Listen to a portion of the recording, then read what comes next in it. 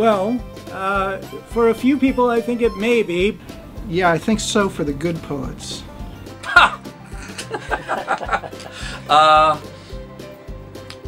Yes. As a feminist, I have to say, I think women can do some of their own wooing as authors. That's the purpose of everything.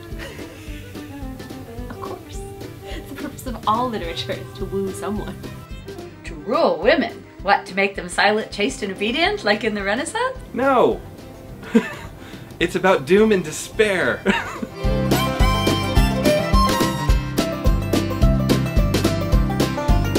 Yeah, you know I want to say the author of Beowulf, but that really just doesn't seem to be fitting there. Yes, you know what a really sexy name is? It's Whittier.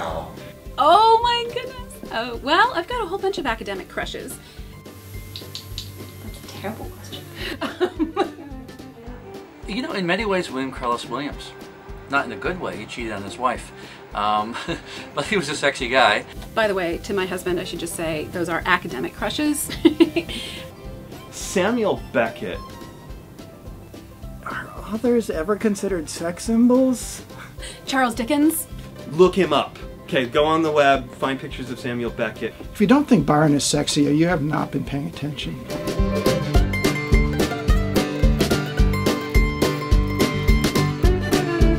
You're asking an English professor about dating? This is probably saying too much, but as someone who has tried to do this sort of thing before, I go to all of the aisles, but I'll tell you the aisles that would make me particularly interested.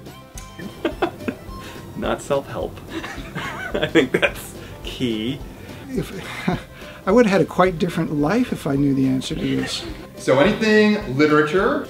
First of all, I have to say, not just any bookstore. It would have to be a used bookstore.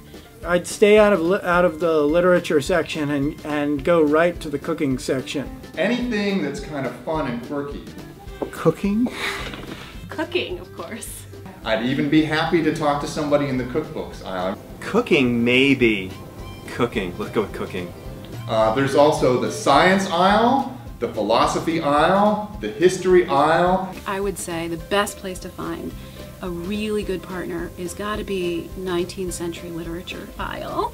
Ooh, a woman looking at comic books in a bookstore. I must talk to her.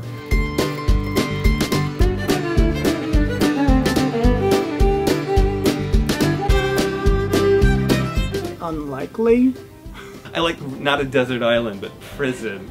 Of course, you're all expecting the answer, Beowulf. I do think that that's a pretty unlikely case. Have to be something heavy so we can use it as a weapon. Probably something on weapons construction. I'm thinking either Calvin and Hobbes or Spider-Man. I think I would probably take the collected works of William Shakespeare. I think I would take Middlemarch by George Eliot. You know, one of my favorite books still stands is James Joyce's Finnegan's Wake. Actually, if I were in prison, I would take Boethius' Consolation of Philosophy, because it's a book that Boethius wrote when he was in prison to console himself for being in prison.